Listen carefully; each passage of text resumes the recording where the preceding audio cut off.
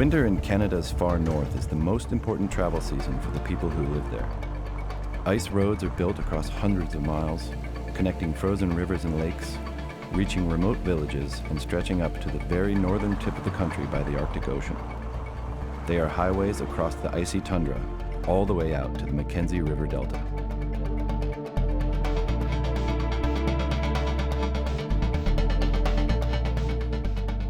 These are roads to solitude, roads that disappear from the map completely as soon as the ice melts in spring.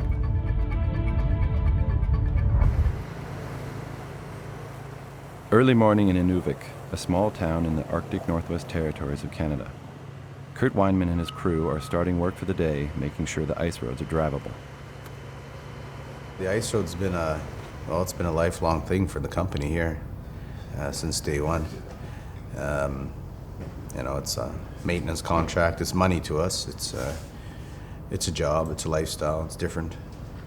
Not everywhere in the world people build ice roads to get to community, right? Everything around here is winter-based work. To do any exploration, to do anything going forward. Access to the oil fields out in Ellis Island, out in the ocean area, right? It's been a meaningful. Me and the ice road have had meaningful relationship most of my life. We started off with one plow truck and one semi. Ended up to got about 350 pieces of equipment now. We started around December 1st, we start checking ice. By December 10th, we start plowing the roads.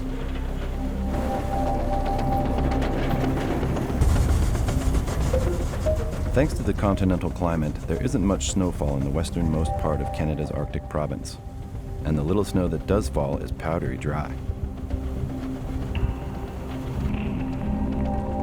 In the beginning, we just clean it off, and then the ice thickens, and then we go and we do grader work. We ice blade it so it gets smoother. Ice isn't totally smooth, like everyone thinks it is. It's actually rough. It's pretty hard on the vehicle. So when we grade it smooth, it flattens it down like an asphalt road, right? So.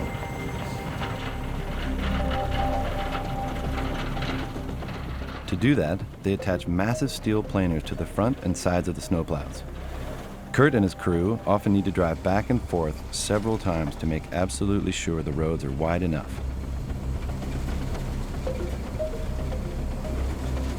It's got to be 100 feet wide to accommodate the weight. You can go narrower, but it doesn't work. It's got to be at 100 feet wide to hold the flotation. If this was your ice road and this was your sides, it floats up, right? And the sides break off, eh? Because this is like a ship, it floats, right? And the sides break off and they fall down and they don't gain any insight. Or they lean like this and there's always water in the cracks, right? You want to haul heavy transport loads, it's most likely mid-February to the end of February till the ice builds naturally on its own thick enough, right?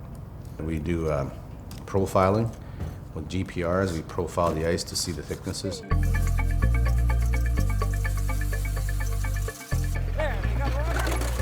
For safety reasons, profiles are mapped along the entire length of the roads. The first step is to calibrate the GPR by drilling a hole in the ground.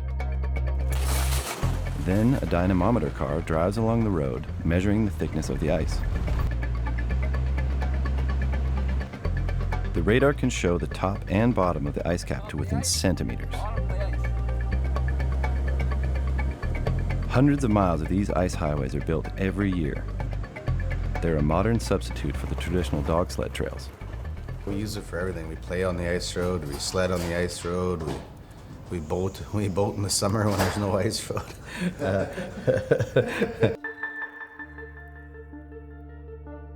Inuvik is located at the edge of the sprawling Mackenzie River Delta, the northernmost point of the regular road system in Canada. In the local language of the Inuit, Inuvik translates to the People's Square. About 3,500 Inuit, members of the Gwich'in First Nation, and Caucasian Canadians live in harmony up here. It's a true cultural melting pot. Everyone here has managed to adjust to life in these extreme winter conditions, and for Pastor John Hansen, the freezing cold even has some advantages. The roads between our communities are very important to me as a priest, as a clergy person who has to travel between 4 different communities here in the north. I prefer it in the wintertime because it's less dusty and not so much mud to cover my truck. Once the ice road opens up, I see all kinds of people from up there coming down, and I'm able to get up there more frequently.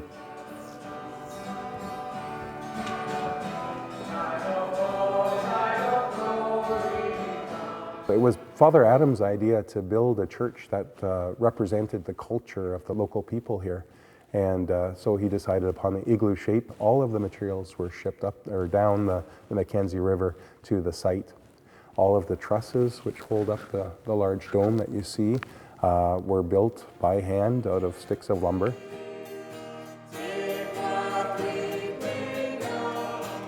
These days, it's no longer just Inuit who come to the church. A number of Filipino settlers also attend.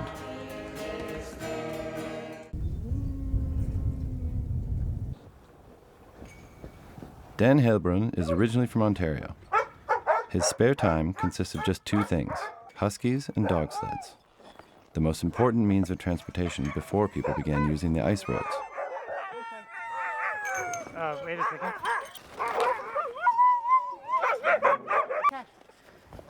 Oh, this is Cash. He's one of our best lead dogs. He's a really happy, fast, strong guy. Creaky, come. This is Creek. Creek's also a really nice leader, and she's a big girl. Come here. These are Alaskan Huskies too. It's just a mix of different type of Husky. Spotty, jump up. Spotty has a lot more hound dog. We do sprint racing here, which is see how fast the dogs could go, as opposed to the long distance racing where they have to camp and they go much slower with the dogs. Before a short sprint race, which is about 16 kilometers, they will only drink plain beef soup for about 24 hours before the race. They don't eat anything solid because we want their stomachs and intestines to be free from all sorts of obstruction. In the last 10 years or so, there's been 4 or 5 different dog teams that have quit because it's very expensive and it takes everyday dedication to give the dogs breakfast and run them 3-4 times a week. It costs thousands of dollars a year just for a dozen dogs, and thousands of dollars. But I love the dogs. They're always in a good mood and they're always lots of fun, and we go out there, we play with them every day, and it keeps me healthy all winter, and it keeps me sleeping really well in the dark winter. Yeah, it's a very healthy for the mind and body. Living with dogs may be the healthier alternative, but the trend these days for transport and winter sports is snowmobiles.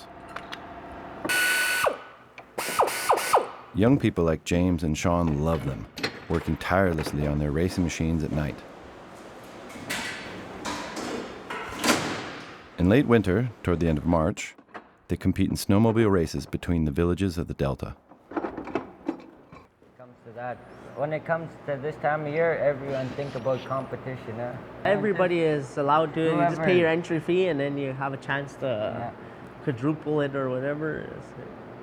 It's a pretty good time of year. Yeah. Everybody looks forward to this time of year every year. Yeah. You got to save lots of money for this time of year. It's hard on the pocket now, and you try to be a racer and all that. You gotta buy brake pads, belts, gas, oil, ski rods. You can't be scared when you race. You'll be driving 10 kilometers an hour if you're scared. When you come to a corner, the first corner is always gonna be nervous, but the second one, you can't give up. Cause then you have friends out there racing. You're friends before the race, then when it comes to racing, it's enemies. People come to Inuvik from all across the province to participate in or watch the races that are part of the Jamboree Festival at the end of March. come down the stretch and shoot across over the ice road and onto the other side, and it gets windy a little bit. The first place is $4,000, I believe. Yeah.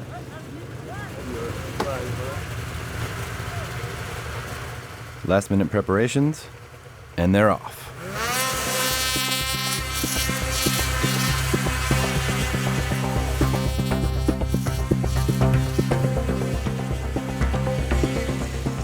The course runs parallel to the ice road right outside of town. That way, there is enough space for the mechanics and their repair vehicles. The audience has a front row seat all along the course.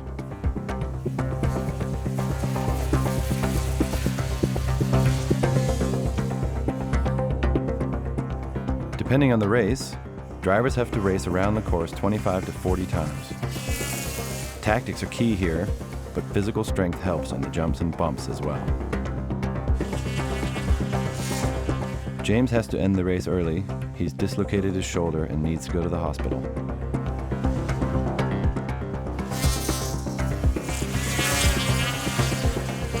Dropping out is part of the race, though, and the show must go on.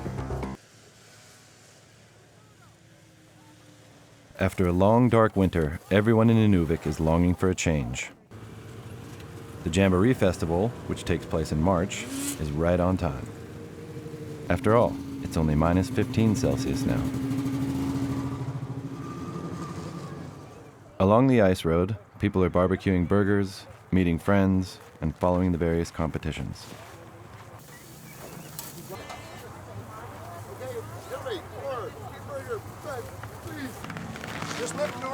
Traditional dishes are also popular, including caribou soup or sweet pastries deep fried in hot oil.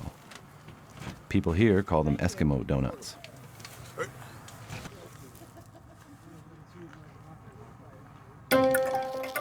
Another important part of the Jamboree is, of course, dog sled racing.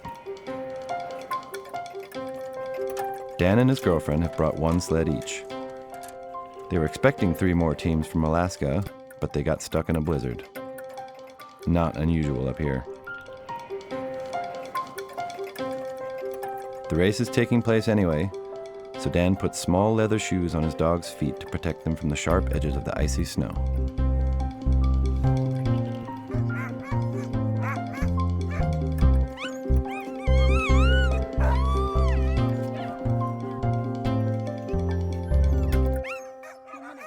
One minute to start. 1 minute. 1 minute. 1 minute to start.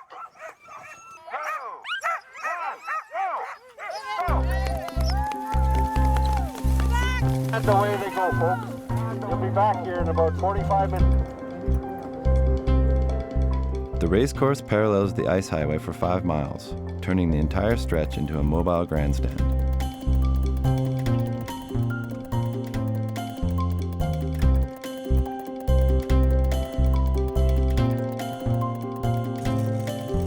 Keeping sled dogs isn't all that common these days, but everybody loves watching the dogs race, even if it's just 2 teams this time. Dan's girlfriend is winning the race, which means the prize money of $1,000 will stay in the family.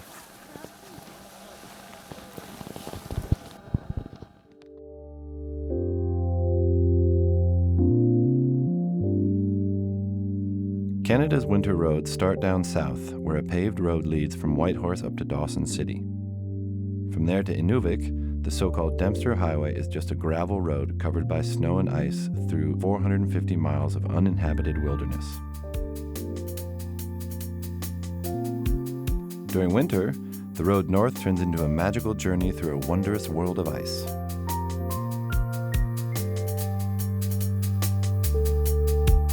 In the old days, people only traveled long distances using dog sleds in winter.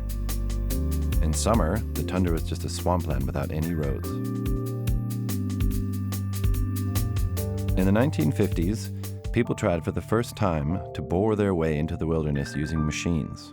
So-called cat trains, a long line of bulldozers and sleds, made their way across frozen ground at a snail's pace. They brought supplies to remote locations and delivered heavy equipment used in the extraction of natural resources.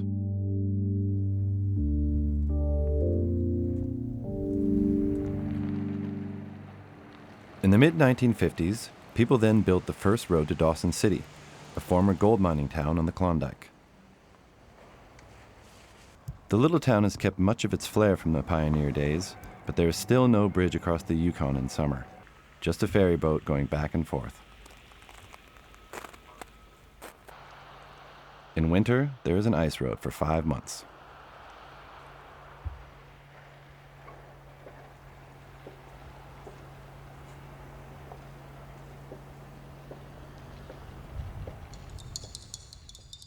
North of Dawson City, the landscape gets even lonelier and less inhabited. This is where the huge caribou herds roam.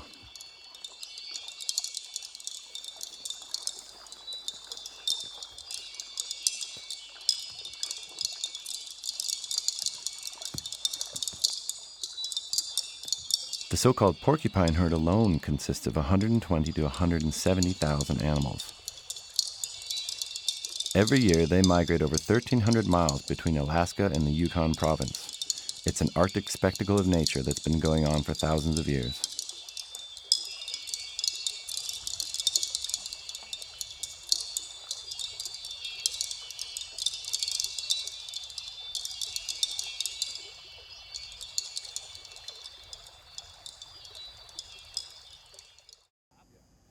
Eagle Plains is the only service station on the Dempster Highway.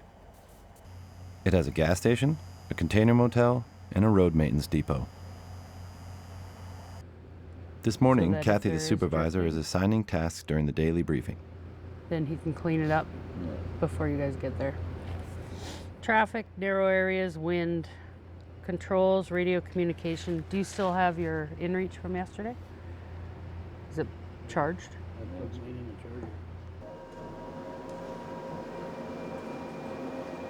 Kathy and her guys have to make sure the roads are passable all winter long, and they are responsible for 130 miles of highway up to the border of the Northwest Territories. They have to go out when it's dark, when it's minus 45 Celsius, when blizzards are sweeping across the mountains, and later on when the road is turned into a muddy track by spring temperatures. Eagle Plains is the only outpost of civilization in the area. The next town, Dawson City, is about 250 miles away, and the journey there is fraught with danger. We are on a road check right now, and what I'm looking for normally is any broken down vehicles. There could be people that have been stranded overnight. Sometimes people aren't prepared for this road. They don't have the proper footwear. They don't carry a shovel with them. They don't have chains. The blowing snow can make a big difference in driving. We have snow poles that are 100 feet apart, and when we can't see more than 2 snow poles, we shut the road down. Can you make another pass towards the circle here, Dwayne? It's not so much the amount of snow the plows have to deal with, but the drifts. Wind can compress the actually powdery snow so tightly that it's as hard as concrete. Yukon is the center of the cold pole in North America, where temperatures have gone as low as minus 63 Celsius and winds of 75 miles per hour are not unusual during storms near the Arctic Circle.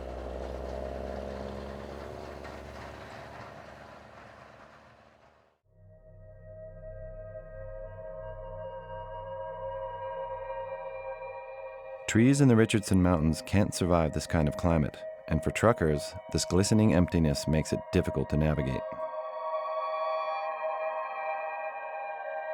The mountains turn into Sahara-like dunes of snow, and the vast landscape is reduced to just a few lines.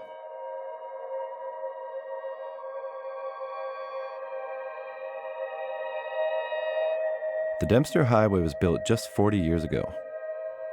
It was the first road in Canada to cross the Arctic Circle and is still the only one now. It covers the same distance as Paris to Marseille, but without any traffic lights, intersections, or people.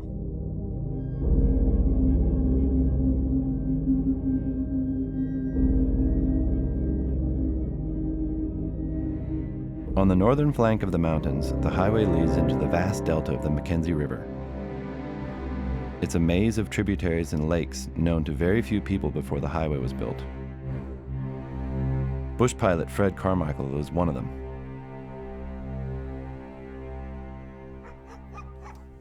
Flying was only really means of traveling between communities, other than if you went by a skidoo or dog team or something.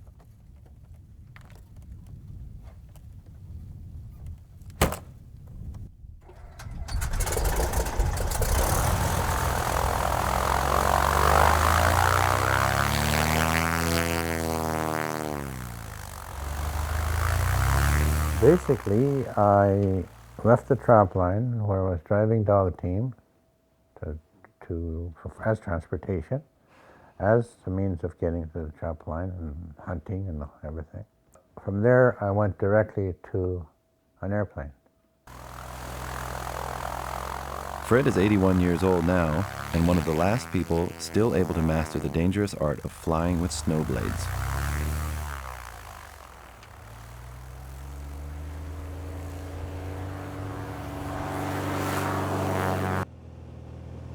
It's, I guess, 61 years now that I've been flying. It's totally different today than the way in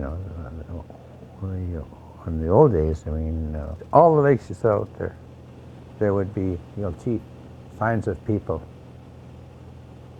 tracks and trails all over them because they were trapping muskrats. It was nothing for a family to get anywhere from 5,000 to 10,000 muskrat in a season. But these days, muskrat fur is out of fashion, and bush pilots are fewer and far between.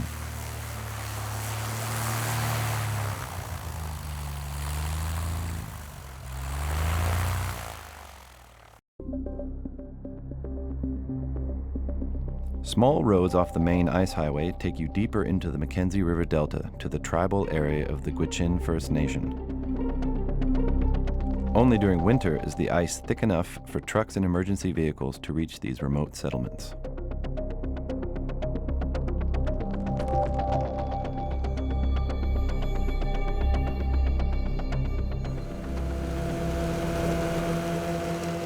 The ice road also helps hunters and trappers reach their hunting grounds more easily. And the delta is teeming with game including muskox, caribou, moose, fox, and beaver.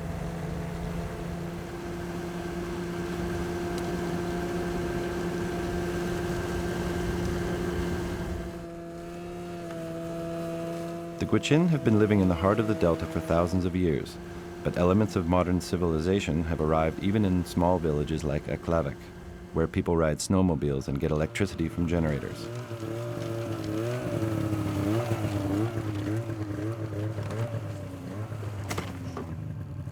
Nevertheless, some of the older inhabitants, like Billy Archie, try to maintain a traditional lifestyle as hunters and trappers. Not just because it's been part of their culture for centuries, but for financial reasons as well. Muskox, you get about 150 pounds of meat for one. So you try and buy that from the stores, you got to be wealthy. They make good. They make good burgers. So at the end, I mean, that's the way it is. We got to keep our deep freezers full, and never know. There's times when the caribou or animals don't come near, and it has happened. My generation growing up back when the prices of foxes were like $300, now you'd be lucky to get $20. Our people were so independent at one time, living up of the land, and it is a challenge for communities adapting. Boom and bust with oil and gas. Our community back in the day was around 1,000 people. Now we're down to 600. So young folks getting their education, moving on, and getting a career in Inuvik or Yellowknife or Whitehorse. Back to the ice road and the Jamboree, where people are waiting excitedly on this particular Sunday night. Many of them have come all the way from town to the Delta for the special event in which the reindeer are brought out to their summer pasture.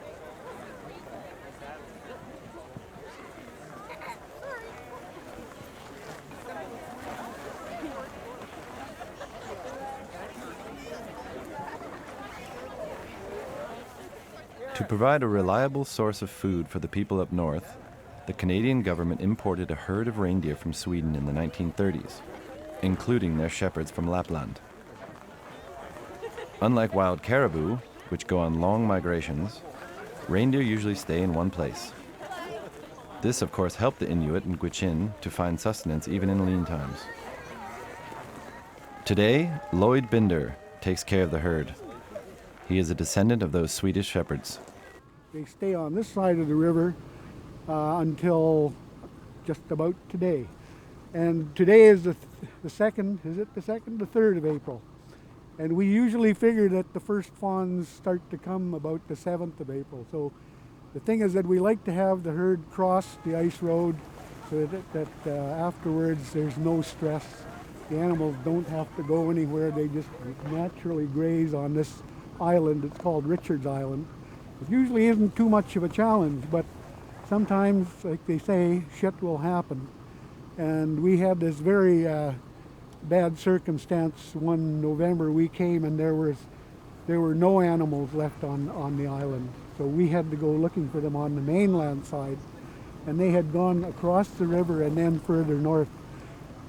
We spent, basically we spent 3 months collecting what we could, and we lost about 1,500 reindeer. This year, everything goes well, and all of the reindeer are brought safely across the road. During summer, those 3,000 animals will fan out over the pasture lands. Over the next couple of weeks, Lloyd is expecting 1,500 fawns, just in time for the region to slowly leave winter behind.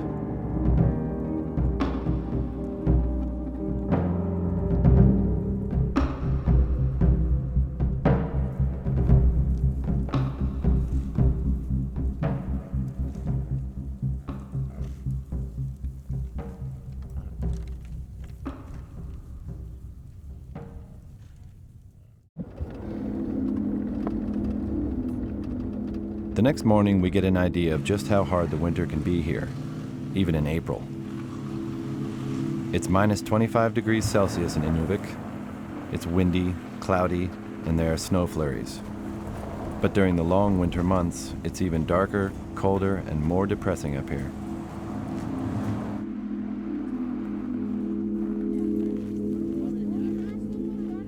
Now spring is almost here, and the little bit of cold left in the air certainly isn't keeping anybody from the jamboree. Traditional gloves of polar bear fur and boots out of seal skin or moose hide are good protection against the extreme temperatures.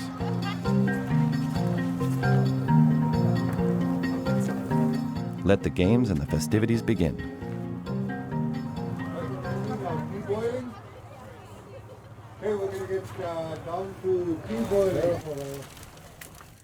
The most popular competitions focus on traditional skills like tea boiling, which is more exciting than it may sound.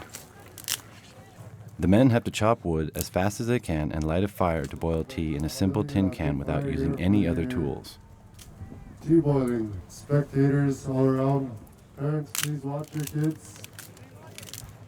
It's a skill one had to master during trapper times. After falling into an icy river, for example, a fast cup of boiling tea could decide whether you survived or not. In the end, the oldest participant among the Gwich'ins gets his tea ready first and wins the competition.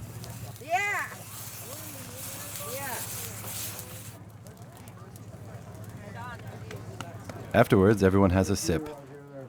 The smoky taste of the fire brings back memories of the old days, when trappers were still common in the region, where the grandparents still cooked over an open fire.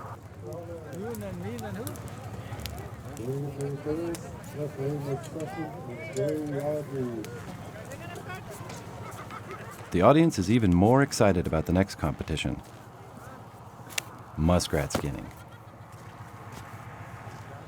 It was an everyday skill for the older people in the crowd, who still witnessed the heyday of trapping in the Delta. But for the younger folks, it still takes a bit of getting used to. Get set. Go. The fluffy pelts of the muskrat were once the most important article of commerce in this region. And once again, it is an older participant who wins the competition, taking only 30 seconds to skin the whole animal. What you got there? Melba, you want to come and get your prize at the stage?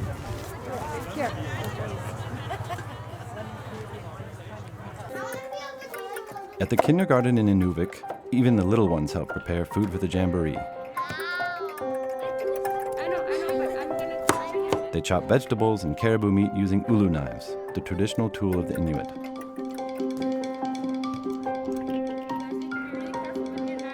Ulus are as sharp as razor blades, but the kids seem to know exactly what they're doing.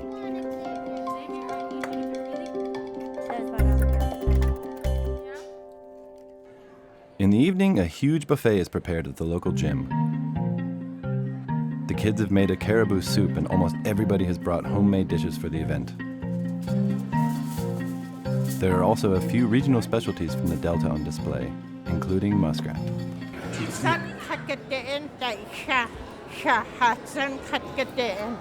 They trap the muskrats in the muskrat houses, and then they skin them, and then they cook them. Yeah, and they even have the tail there. We do have the tail, that's a delicacy.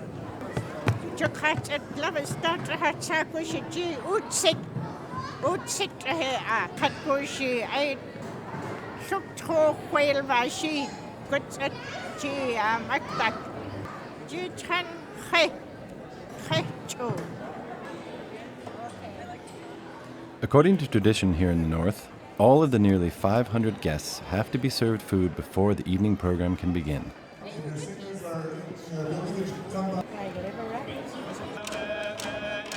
After the meal, people sing old songs and perform traditional dances for hours on end. The drums set the rhythm. It's hypnotic and archaic. It's a celebration for all generations, and even the youngest are joining in.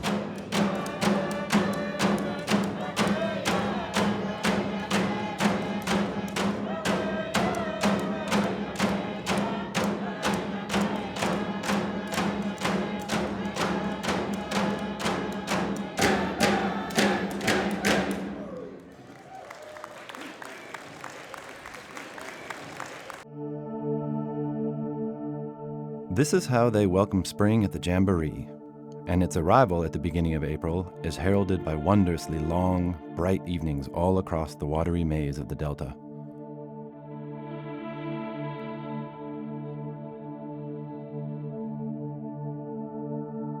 It is almost the end of the season for the ice roads now, just a few more weeks before they melt away once again.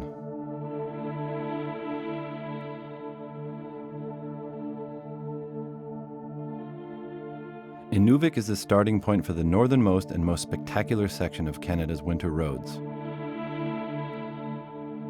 On the easternmost arm of the Mackenzie River, a road of pure ice leads across the delta up to the Arctic Ocean and further across the ice pack to the town of Tuktoyaktuk.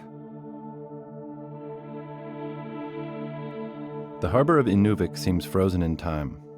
Indeed, 6 months of the year, the Mackenzie River is completely covered in ice.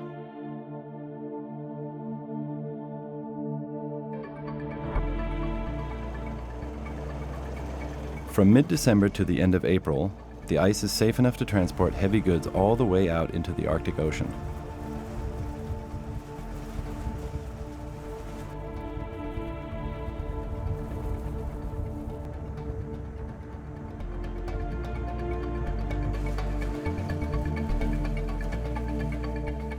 The road seems glassy over vast distances here, and people rarely use spiked tires because the extreme temperatures keep the ice from getting slippery.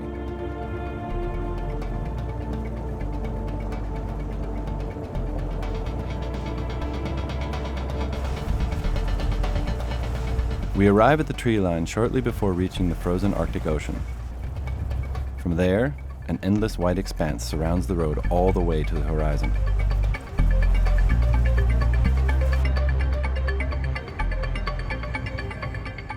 After 115 miles on ice, Tuktoyaktuk finally appears in front of us.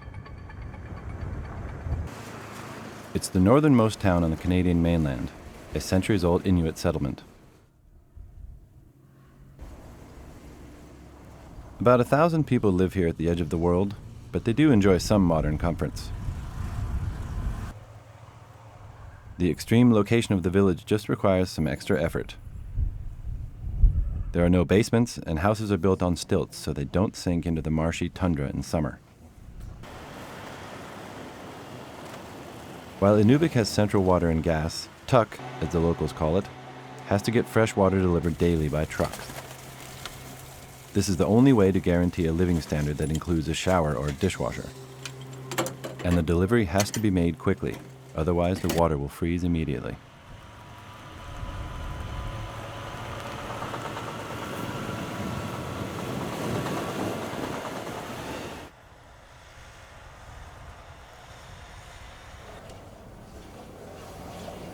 Thanks to the ice road, supplies for the town are more or less guaranteed in winter. Trucks from the south roll in several times a week to fill the local supermarket's shelves. From boat paddles to yogurt, the residents of Tuk have a wide range of products to choose from, just like anywhere else.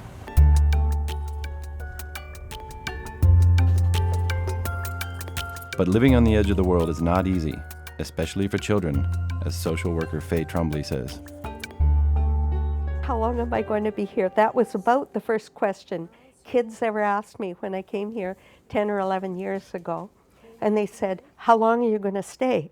And that's because usually teachers or nurses or RCMP or people from the south, they're in and they're out, like maybe 6 months, maybe 2 years, but they don't seem to stay very long. So I said, I'm here till my teeth fall out. And I happened to tell that to the bishop, and he said, keep brushing. Kids like to drop in. I have centers of interest that they can enjoy. I've got Wi-Fi. The family might not be able to afford internet connection. Like there are many families in town don't even have a telephone. They might not even have a television, some families. So I try to say, what can I have available in my house that might help them not only to pass the time, but enjoy themselves and be a little bit helpful for them. There's no Catholic priest here, but we have church services on Sundays. The church is at the very far northern tip of Tuk, and in the winter, if it's 30 or 40 below, and you've got 2 or 3 kids to pack up and walk here, it's a big challenge. After all our Sunday services, we have brunch over here and sit around and talk. Like we might talk for 2 or 3 hours. It's lovely. Tuktoyaktuk is a place of extremes. Human warmth and proximity sharply contrast with the fact that this is one of the coldest places on Earth where people can still survive. While Inuvik is located south of the tree line, the population of Tuk is very exposed to the strong winds and snowstorms of the Arctic Ocean. In winter, the sun doesn't even make it beyond the horizon for 46 days.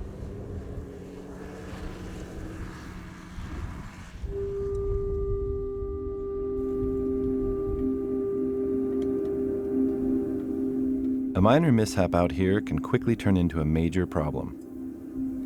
But as brutal as nature may be, it is just as beautiful and bizarre to behold. The icy landscape and the frozen ocean are mesmerizing in their melancholic solitude.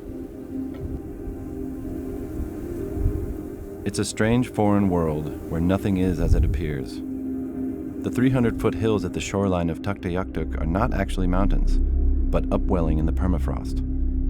They are called pingos, a sort of natural frost boil.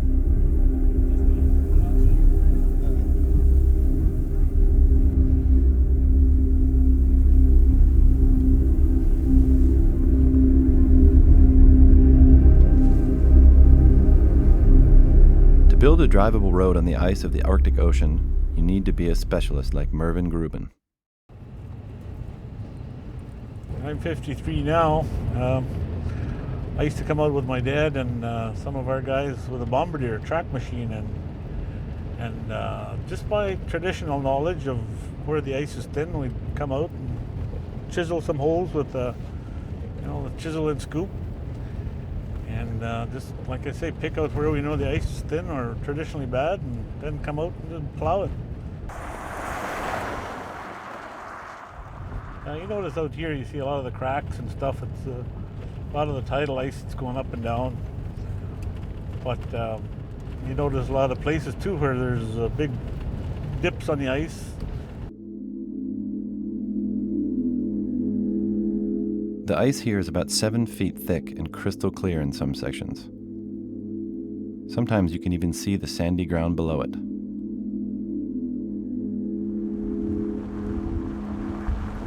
We're totally exposed up here with no windbreak. You look at, you go up further up the river, you're in a river and you have trees and you have some, a lot more protection. You get out here, you see forever, you can keep on driving that way, you'll end up in Russia.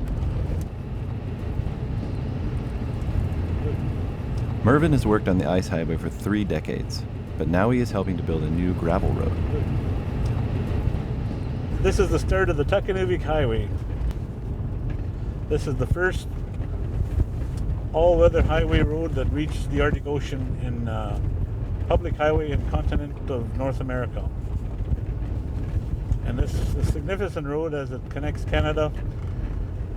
Canada is surrounded by 3 oceans, the Arctic Ocean up here, the Pacific Ocean to the west, and the Atlantic Ocean to the east. So Canada is now connected by a road to the 3 oceans.